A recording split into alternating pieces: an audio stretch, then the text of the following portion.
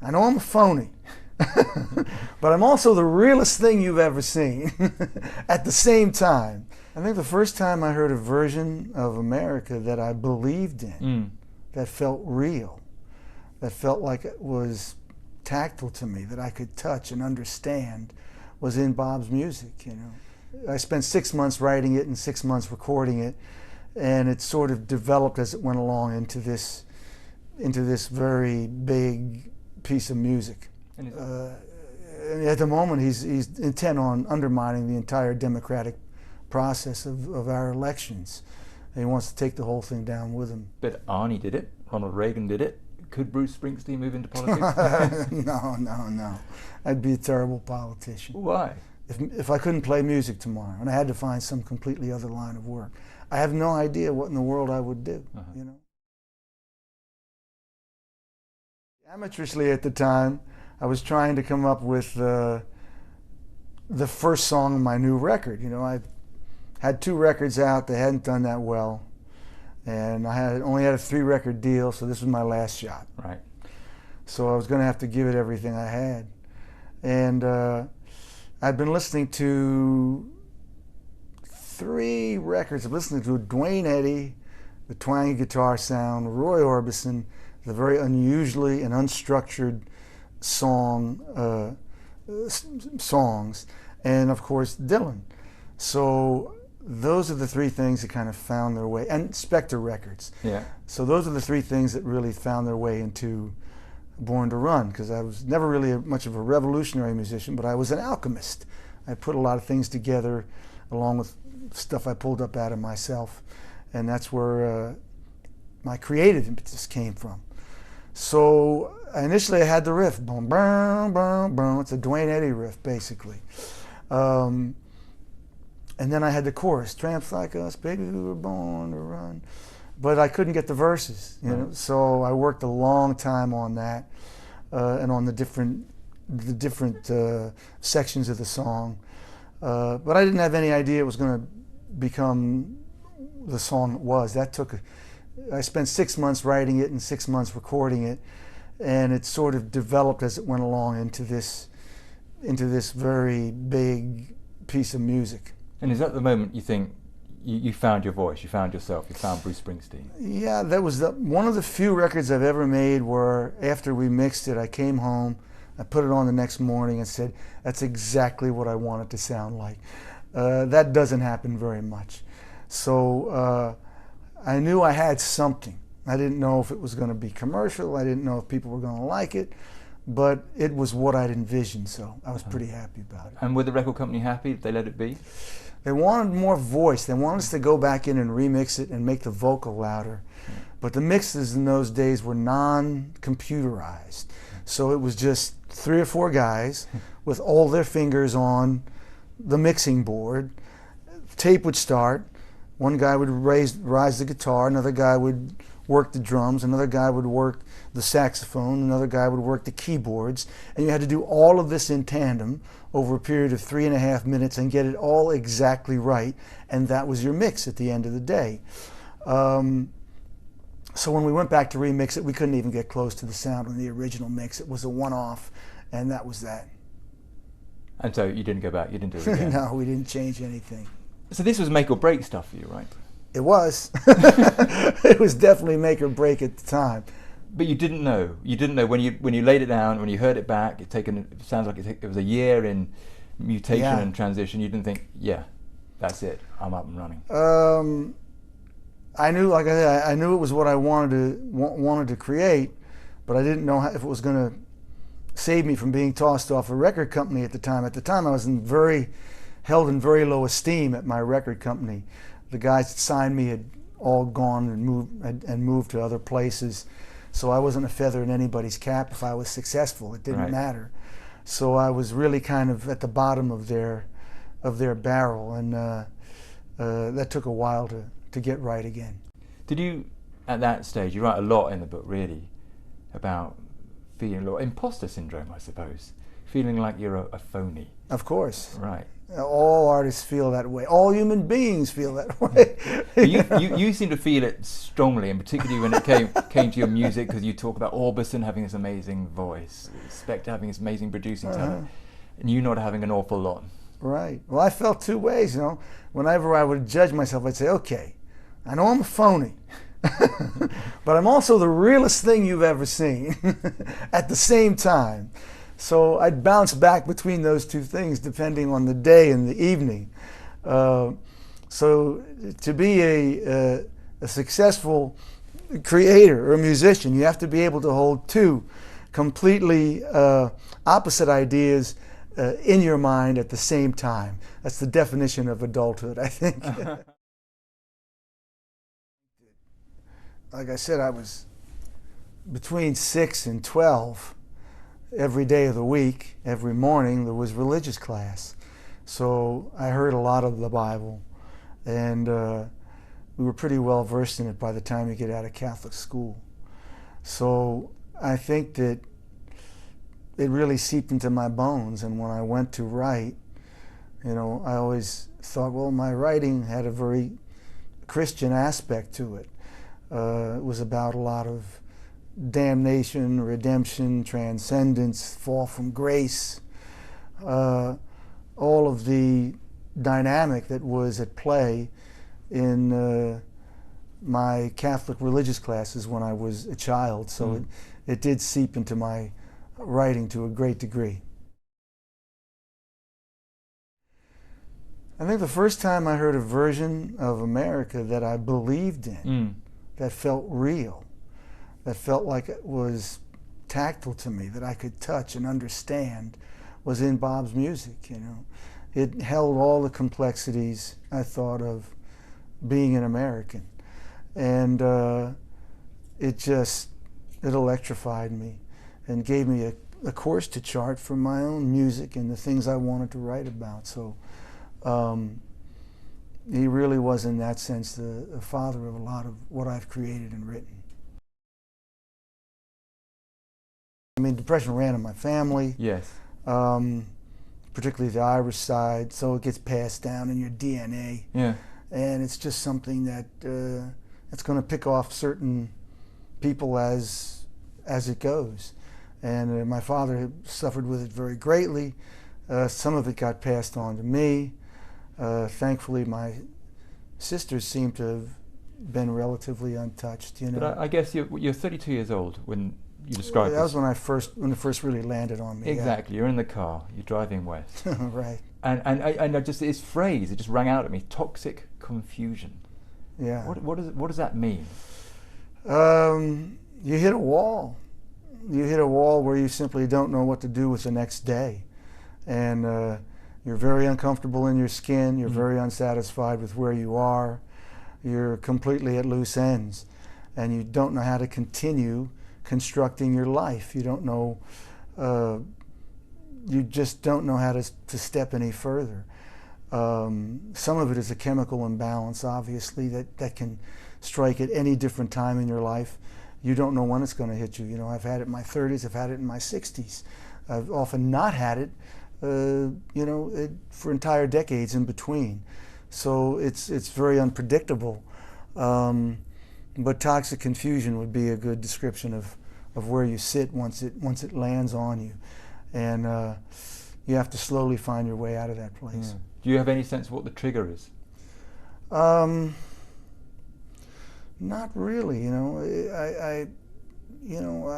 I tended to do worse off the road than on the road. On the road, staying busy, the catharticness of the show, the joy that's in the show, the high that you feel after the show wards off the blues a lot. You know, at home, I'm a little bit of my own company, which I'm not so good at. You know, I'll play around in my brain too much, and I'll seek out things that have no productive end in and of itself. So I tend to struggle a little bit more off the road than on the road. Right. Without the structure, I can see that. Yeah. Would you say with that moment in the car at that time, driving west, you had what we'd call a breakdown? No, I don't know if I'd go that far, you know, but it was certainly um, it was an overwhelming moment where I'd run out of, as I say, I've run out of the benefits that my rock and roll meds had kind of provided with me up to that point. So it was a critical juncture in my life. Right. And how deep and dark was it down there? Deep as I prefer to go, you know. I mean, did you ever think about taking your own life or anything like that? No, not at that time. Not at that time. I was just interested in, okay, how do I get out of here? Right. I've worked myself into this particular place. What do I have to do to get out? You know. But you have since. I'm sorry. You have since considered taking your own life? Yeah. You know, I mean, it can last. It can last for a long time. It can last for a year. I've had it last for a year or more. What sort of suicidal thoughts? No, not necessarily. No, I've had some friends that have really struggled with that. So it's deeper than I'd say my problems were. But you get a look into the abyss. You know, I think you get a bit of a view into it where you know that's as far as you want to go. Why did you want to tackle this issue in public now? When you write an autobiography, one of the agreements you make with your readers is you agree to share your mind, right. You know, and to show your mind. So this was a part of what I felt influenced some of my music and played a part in my song. And also you do have to open up your life to a certain degree, and it was a big part of my family life. Yeah. So I felt I had to discuss a little bit how that got passed down to me somewhat. And it just was a part of a full life, a part of the book. I didn't think anything more about writing about it than I did about several other sections of the book. So. Do you regret it now? No, I mean I get asked about it a lot. It's to me it's easier read than spoken about, you know. Right. But you know, it's just a part of a lot of people's lives. It was just a part of mine. I mean, could you argue, therefore, it made you the artist you are? I think that the artists that we are interested in are artists that have something bothering them, something eating away at them. Whether it's Dylan, Hank Williams, Frank Sinatra, Marvin Gaye, these are all people who you can't take your eyes off of because they seem to be struggling with some inner conflict. And that inner conflict, because all people feel their own inner conflict, it's fascinating to watch these people act out and attempt to come to terms with it in this incredibly public way on stage, you know. So in that sense, it's an important part of your creative process and something that keeps people watching. So you still have, to this day, that same inner conflict going on? Of course, yeah. Yeah. At different levels, at different times, but it never goes away. It doesn't go away in anyone's life. I don't think it's just something you live with. Right. Mental illness has become a big issue over here, certainly, and particularly focused on young people. There's been a huge rise in it. What advice, having lived through this, having experienced it as you have, what advice would you give the young Bruce Springsteen, the teenage Bruce Springsteen, where these problems started to, I suppose, develop and emerge? I think the initial problems in the 1950s and 1960s, where I grew up, was there was no help for these problems, you know, for the conditions. No one understood analysis or psychiatry or psychology. It was not a particularly reflective era in American domestic life. So most of my relatives who suffered with it just suffered with it until they died, right. And received very, very, very little help. My father's conditions got very extreme, and so eventually in the 70s or 80s we did seek help, and he did receive some. So it's something where both the appropriate doctors can be very, very helpful, and then the psychopharmacology, modern psychopharmacology, has a variety of drugs now that can really assist in the chemical imbalance and can really bring you back out of yourself and return your life to you.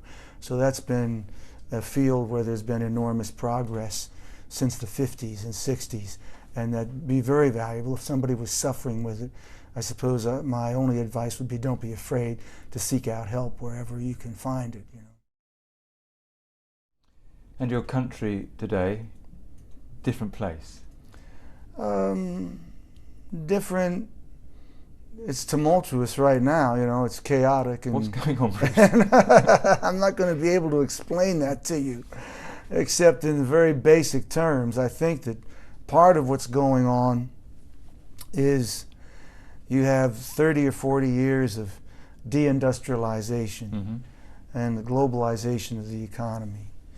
So there were a lot of people that were left out of that, whose voices have been fundamentally ignored and not heard. These are folks who feel that Donald Trump has been listening to them, right, and speaks for them on some level. I think he's a con man and they're getting played, you know, but if you've been, I know if someone asked me if I couldn't play music tomorrow and I had to find some completely other line of work, I have no idea what in the world I would do, you know, I'd drift. And I think there's a lot of folks that feel left behind by history who neither party has addressed their concerns. So a demagogue like Trump comes along who appears to be listening, who has very simple answers to very, very complicated and difficult questions, and he can be a compelling figure for people. As an American, are you embarrassed by what's going on? Well, you would have to be, of course. You know, I don't think anybody imagined the election to go in the direction it's gone, and it's just been chaotic. It'll be over soon, but I do believe that he's damaged the country tremendously already, in that at the moment he's intent on undermining the entire democratic process of our elections. And he wants to take the whole thing down with him, I think, if he can. And I believe he's not going to go gently into the good night. You know, it's going to be a difficult time. But at the same time, I also believe that it's a part of our country whose voices need to be heard and need to be addressed in some way. So we'll see what happens. And why isn't that voice being? Why aren't the Democrats doing that? I don't know. You know, they obviously they address it more than Republicans do. You know, but I'm still not sure that it's being addressed on a deep enough level to provide answers to some of the pressing questions. Is how do you move when the economy changes so radically? How do you help people adjust? You know, those are things that there's been a loss at how to help those people. So, I mean, it's pertinent to you because in a way these are your people. These are who you've been singing to, speaking to, reaching out to. What's required? What do they need? Do they need you to be stepping up there? I don't know. As a musician, I think there's a limited amount that musicians can do. I mean, I've given voice to these subjects for the past 30 years. I've talked about the deindustrialization, the effects of deindustrialization and globalization. I just think they need people to pay attention, and they need creative programs that are going to help people in moving along. Outside of that, I'm not a policy maker, so I'm not exactly sure, but I know they need something a little more than being ignored. But Arnie did it, Ronald Reagan did it. Could Bruce Springsteen move into politics? No. I'd be a terrible politician. Why? So, what was it? You talk a lot about the relationship with your father, and this expression that he spoke. Was it under 1,000 words to you? You estimate? Well, that's an exaggeration. It must be. Like if you just said "Good morning, Bruce" every day for a while, he'd get there. 2,000 words. Yeah. But what was going on there? You know, it wasn't an uncommon relationship. Okay. A lot of my peers had similar relationships with their parents. I think if you lived in a blue-collar, working-class neighborhood where there was a lot of misunderstanding between the generations, and of course you're talking about the '60s, when this conflict came to its head and was at its most troublesome. So I don't know if what I experienced was anything unusual than what a lot of other young men went through at the time. But of course, it's the father-son relationship is filled with it's a psychological minefield, and is always difficult to resolve. You know, so I was lucky in that my papa and we resolved ours pretty well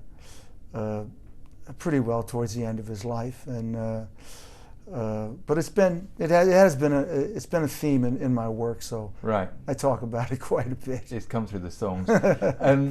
But it's this idea that I can see it happening. That you know, he was a blue collar worker, and you were singing about being a blue collar worker, and you felt a fake, right? And that was. No, that was much more. It was much more complicated than that. You know, I think initially, just we were very different people, but also the conflict comes from being very similar in certain ways also.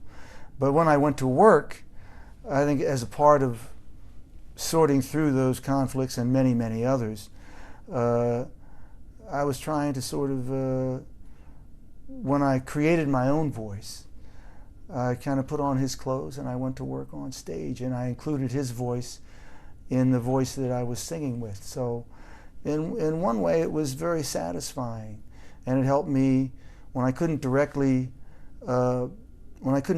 address these conflicts. It helped me find some sort of a closing element to some of these issues that we had. I realized I wasn't going to be able to work it out with his help, so I was going to have to work it out on my own. Right. And these were and that was a certain way that by singing somewhat in his voice, along with many others and my own, and by addressing some of the topics and subjects that I'd grown up with that were a part of his life and a part of my life when I was young, that I was contextualizing some of the things that happened in my life, and it was a way that I was learning how to move through it. If you couldn't quite, I suppose in your own mind, match up to be your dad, how on earth do any of your children match up to being Bruce Springsteen?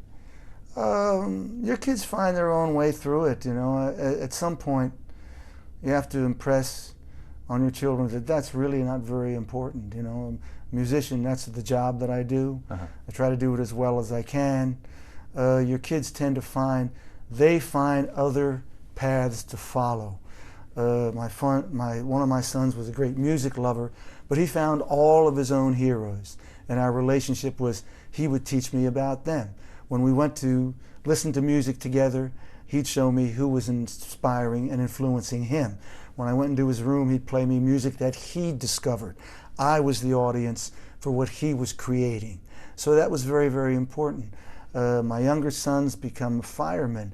He's a bit of a return to some of the blue-collar life that my father lived. But that's a very, very different path from mine, and he has his own very distinct identity through the things that he does. My daughter's an athlete. She's a very accomplished show jumper, right. And so they find their way. They find their way, and they make their peace with it, and you help them as best as they can.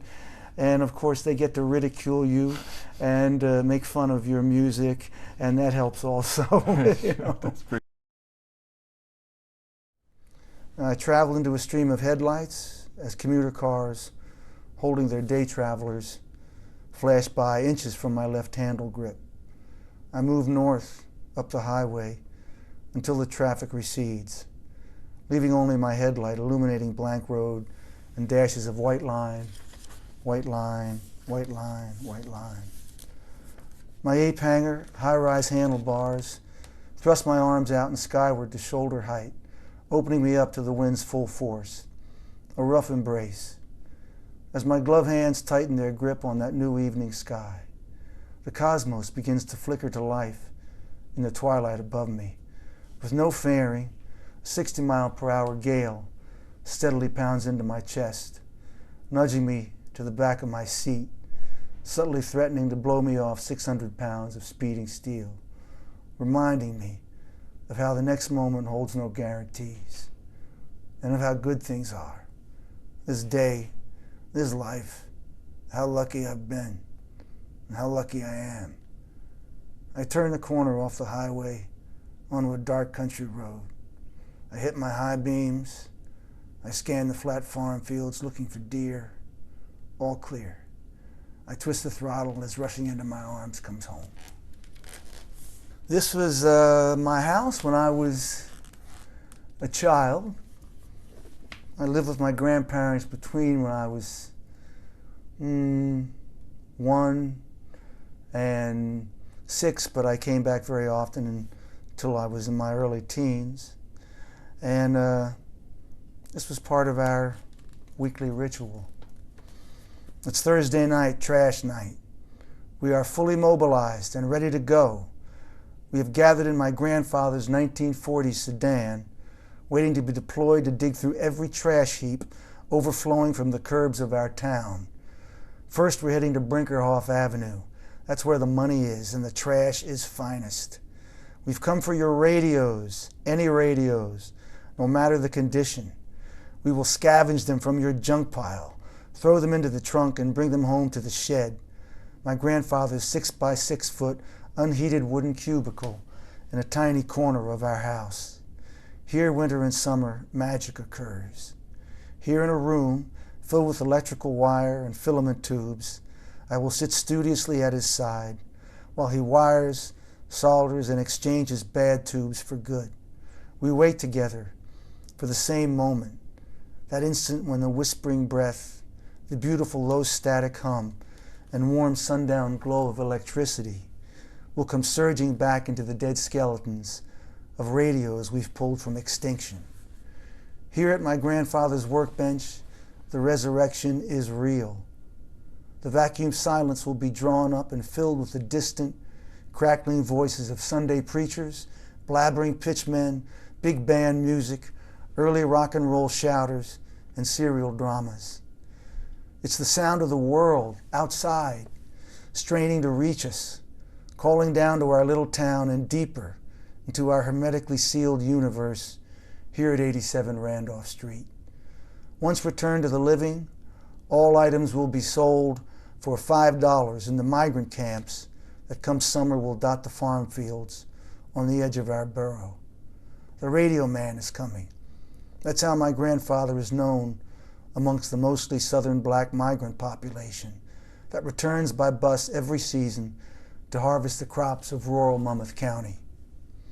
Down the dirt farm roads to the shacks in the rear, where Dust Bowl 30s conditions live on, my mother drives my stroke-addled grandpa to do his business amongst the blacks in their Mickey Mouse camps. I went once, and I was frightened out of my wits, surrounded in the dusk by hard-worn black faces. Race relations, never great in Freehold, will explode 10 years later into riotings and shootings. But for now, there's just a steady, uncomfortable quiet. I'm simply the young protege grandson of the radio man, here amongst his patrons, where my family scrambles to make ends meet.